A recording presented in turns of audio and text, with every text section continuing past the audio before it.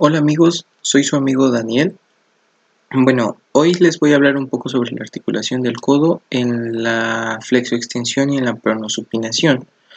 Bueno, la articulación de flexoextensión será el tema que tocaremos primero, pero primero analizaremos un poco el codo. El codo solo es, en un punto de vista anatómico, solo cuenta con una simple articulación, que cuenta con dos acciones, una flexoextensión y una pronosupinación. La articulación húmero-cubital y la articulación húmero-radial y la pronosupinación radiocubital proximal.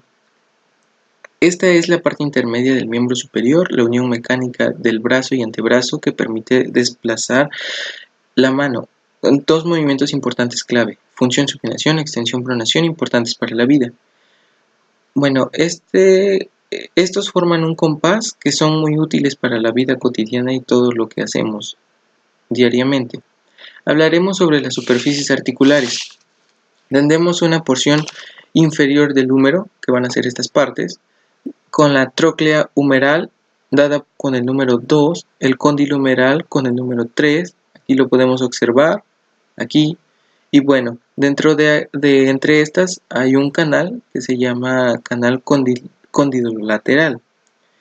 Bueno, en los huesos en la porción superior del antebrazo, huesos del antebrazo, tendremos a la gran cavidad sigmoidea del cúbito, como podemos ver aquí. También la cúpula radial, como vemos aquí en el número 14, esta parte de aquí. También el pico del olecrano, esta zona. La apófisis coronoide, esta parte de aquí. Aquí la podemos observar con el número 12. Y bueno, esto es en general. Ahora hablemos un poco de la paleta humeral. Bueno, se denomina así a la porción inferior del húmero localizada entre la tróclea y el cóndilo. Posee una forma de horquilla, la cual tiene dos estructuras o dos cavidades, que va a ser la fosita supratroclear, que ésta recibirá el pico de la apófisis coronoides en la flexión, y una fosita olecranana receptora del pico del olecrano en la extensión. Bueno, en conjunto, esta se desplaza hacia adelante en un plano que forma un ángulo de 45 grados y así favorece el impacto del pico de la apófisis coronoides.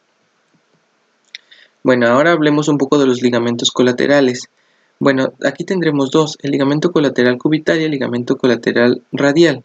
Estas tienen forma de un abanico fibroso que se extiende de las prominencias para articularse, o más bien para las articulaciones epicondília y epitrocleares.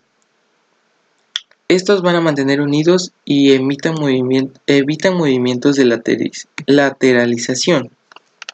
Bueno, comenzaremos con el colateral cubital con un as anterior, aquí en el número 1, un medio con el número 3 y un posterior con el número 4. Bueno, también un radial anterior con el número 10, medio con el 11 y en esta zona un posterior con el número 12. Seguimos con la cabeza radial, que tiene una función de rotación axial, función de flexoextensión con el cóndulo, ya que se adapta a la cabeza del húmero y así pueda hacer, o más bien la función, al igual que trabaja con la cúpula radial, como ya la vimos anteriormente.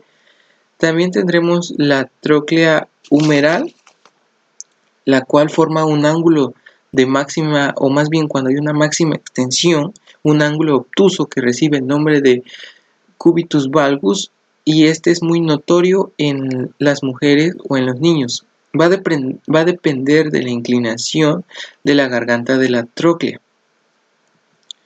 En las limitaciones de la extensión vamos a tener, bueno, antes de continuar, así es como tiene que estar la articulación. Vamos a tener tres, que va a ser impacto del pico del olecrano, la tensión por parte de la anterior de la cápsula articular y la resistencia de los músculos flexores.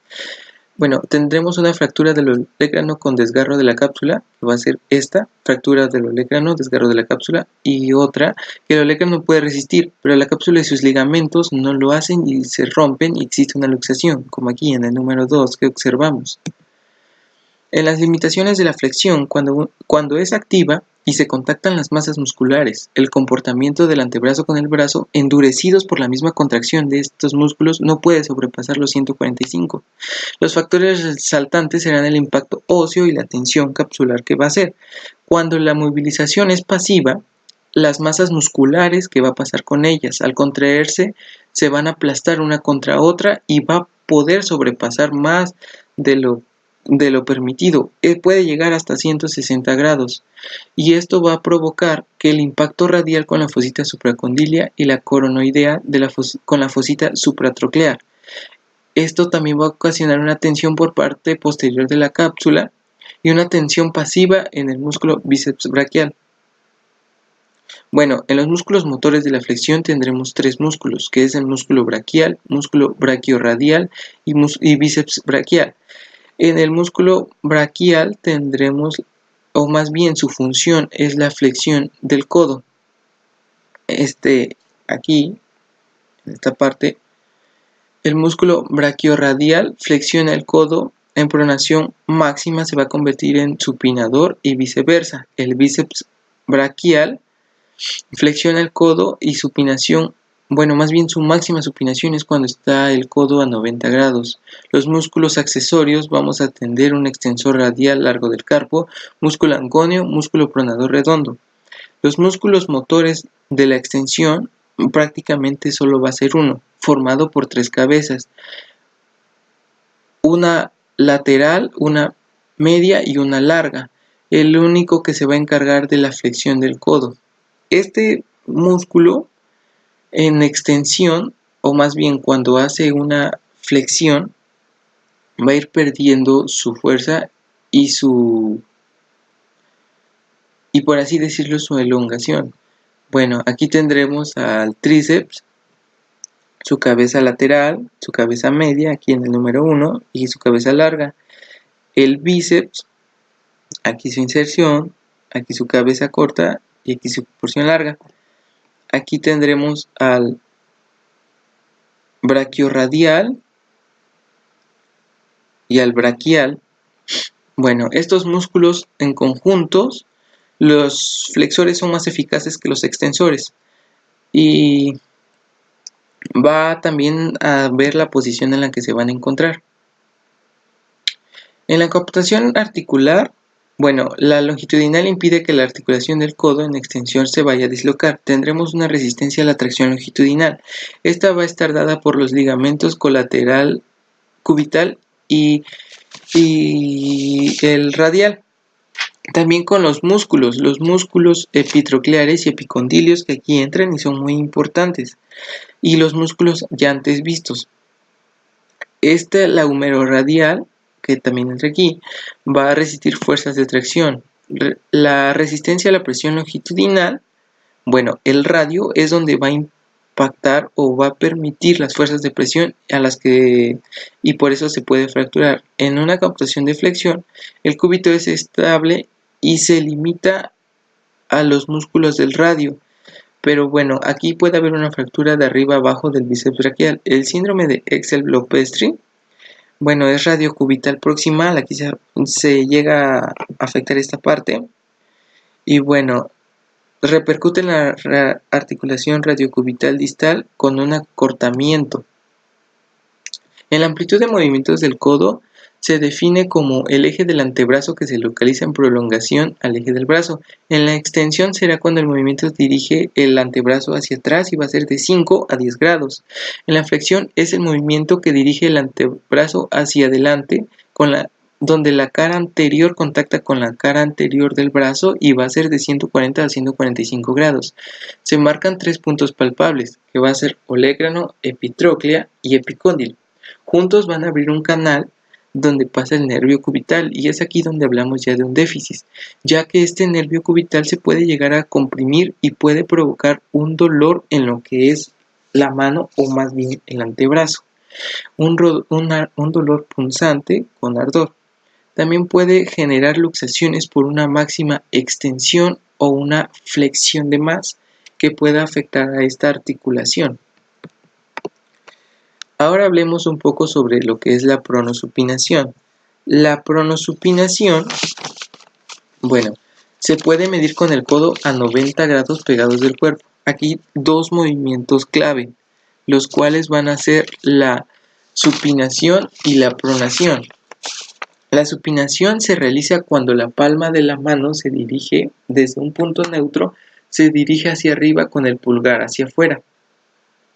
Y la pronación cuando la palma de la mano mira hacia abajo y el pulgar va hacia adentro.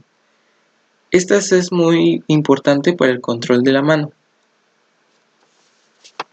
Bueno, en un marco radiocubital, aquí vamos a hablar de dos huesos que son clave, que son muy importantes, que va a ser el radio, que va a ser de manera externa, el cúbito localizado de manera interna. Estos se van a unir a través de una membrana interósea. Bueno, hablemos un poco sobre la membrana interósea. Tendremos una lámina anterior, un haz proximal, un haz intermedio descendente y un haz distal descendente. El cual, el proximal va a ser el intermedio descendente y el descendente. En la posterior, un proximal ascendente, aquí y un distal ascendente. Junto con ella tendremos la cuerda de Weisbrod, que es aquí, el número 8, ligamento anular del radio, que va a ser aquí el número 9, ligamento colateral radial, el haz anterior del ligamento colateral cubital y del posterior del ligamento colateral radial. También aquí vamos a tener a los músculos epicondilios y epitrocleares. Bueno, ahora hablaremos un poco sobre lo que es la fisiología del radio cubital superior.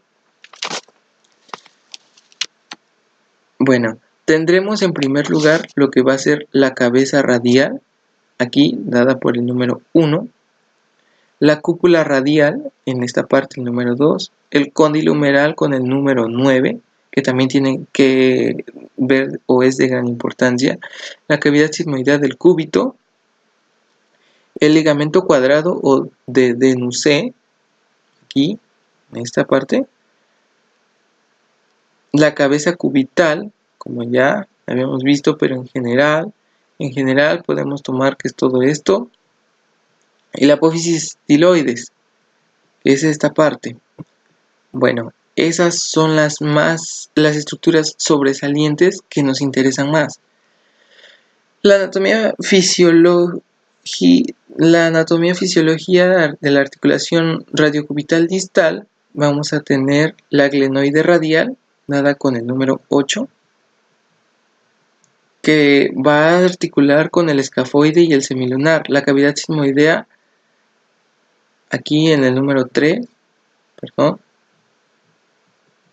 el borde inferior del ligamento triangular, con el número 5, aquí, como podemos observar. Y bueno, la apófisis estiloides o la cabeza cubital distal van a estar sometidas a la tracción, corte, presión o cizallamiento. Ahora hablemos un poco de la dinámica de estas articulaciones. En la proximal, el movimiento primordial va a ser la rotación. Como podemos ver aquí, se rotan. También movimientos secundarios. En movimientos secundarios vamos a tener que la cúpula radial con el cóndilo humeral van a hacer un papel importante para esta rotación. El eje de la cabeza radial gira hacia afuera en pronación y el radio se aleja del cúbito. En pronación el radio se aleja o más bien realiza hacia afuera del cúbito y lo cruza por delante. En la distal es una rotación de la porción distal del radio en torno al cúbito.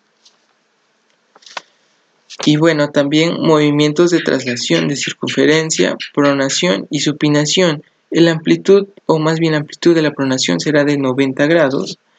Y, en supinación de 90 grados y en pronación de 85.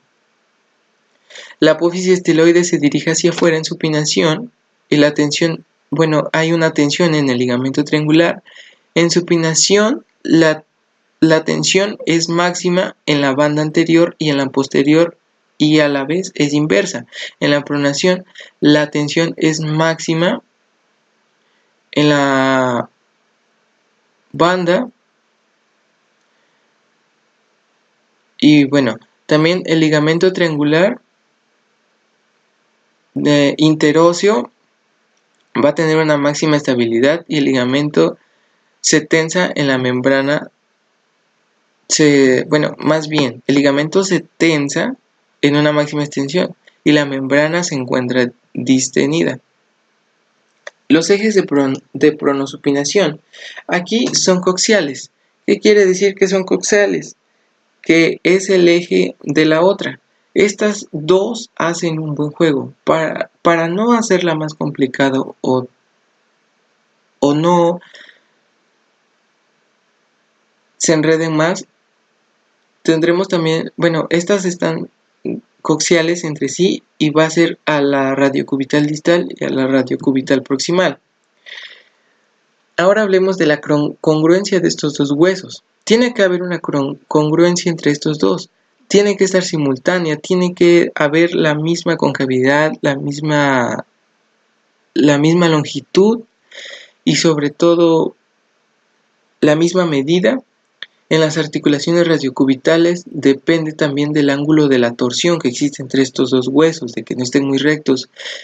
Y puede que a veces no siempre se dé, ya que existen acortamientos. Una buena torsión que existe en el radio y en el cúbito, va a hacer que estos dos huesos giren en torno, o más bien realicen todas las actividades como se tienen que hacer. Ahora hablemos de estos músculos motores, pero antes de los tres segmentos, que tenemos un cuello superior, oblicuo hacia abajo, un segmento medio, que es la tuberosidad bicipital, y una curva pronadora. En los músculos motores, aquí solo tenemos supinadores y pronadores, en los dos solo tenemos dos. Tenemos el supinador, en los supinadores tenemos el supinador, el bíceps braquial, y en pronadores el pronador cuadrado y pronador redondo. El supinador se encuentra enrollado en lo que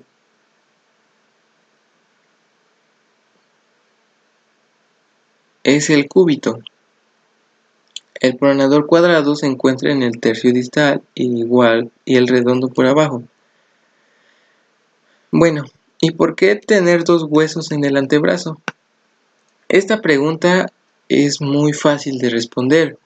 Bueno, como todos sabemos o como intentamos conocer, los dos huesos del antebrazo están dados para realizar todas las funciones que debemos de realizar, o más bien para que podamos tener esa facilidad de hacer las cosas, como por ejemplo girar.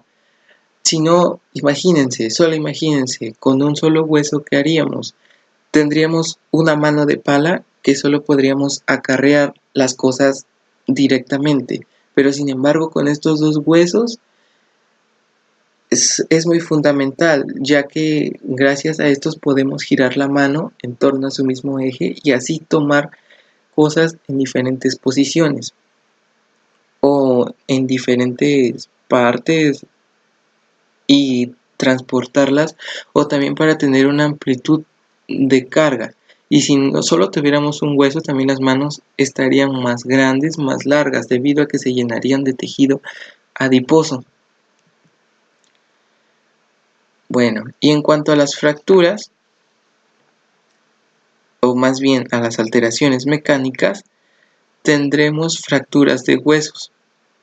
Fracturas de huesos en el tercio superior y en el tercio medio, luxaciones en la articulación radiocubital distal y radiocubital proximal, y un efecto de acortamiento relativo de radio en el plano frontal y en el plano sagital.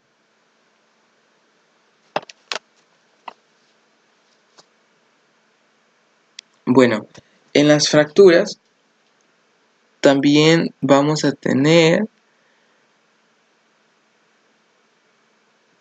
fracturas de Gales, fractura de Montegui por un impacto directo, o más bien en el efecto de acortamiento. Este se puede dar por una malformación o una fractura o un crecimiento insuficiente.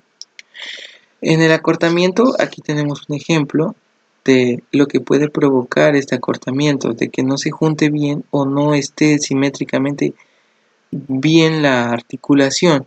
En las luxaciones,